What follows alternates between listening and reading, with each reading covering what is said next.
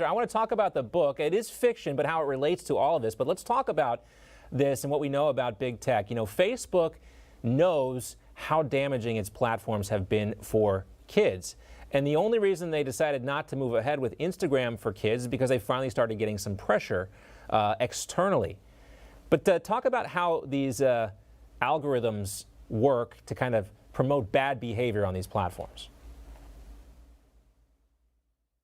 Well, let me first start by talking a little bit about the setting of the book.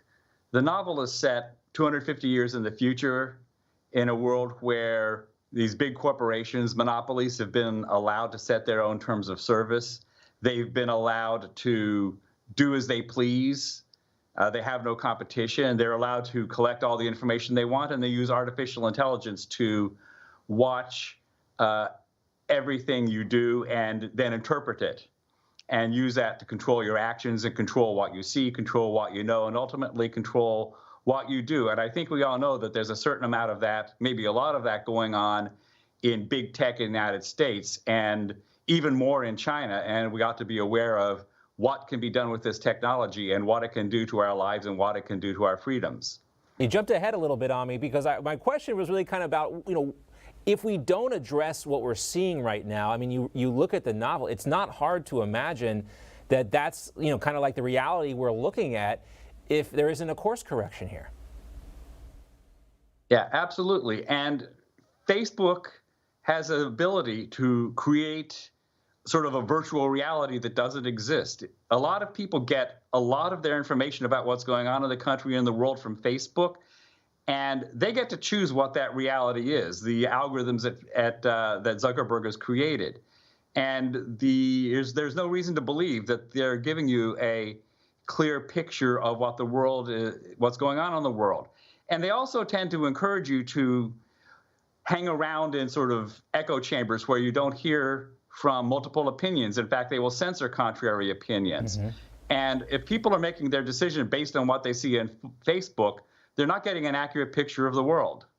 It's a great point. And one of the best ways I tell people to combat big tech is to pick up a book, an actual book, and read a book. And this is a great one to do that. Craig, what is something else that might surprise folks about this book and how it relates, even though it's a novel, again, to the realities that we're looking at right now?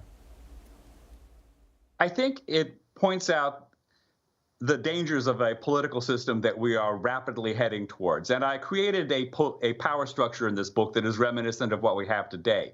You've got technology companies which are allowed to do as they please. The government in this world is pretty much hands-off. They don't really interfere with the companies. And then in this world, there's a big social justice or social conscious movement that bullies the companies into promoting their agenda and punishing anybody who departs from that agenda. And the companies make money, and the social movement gets to control what you do. But the problem is that people aren't very happy in this world because they don't have freedom. They don't get to choose what they don't get to choose what they buy. They don't get to choose what they know. It's all fed to them by the system, and they have little choice. It is. It's scary.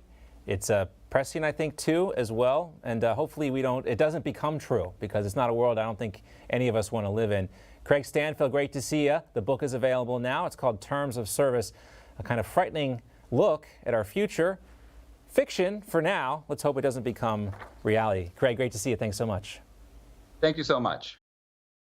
Hey, I'm Rob Finnerty. Thanks for watching. If you enjoyed this video, please join the conversation in the comments below. Don't forget to subscribe, too.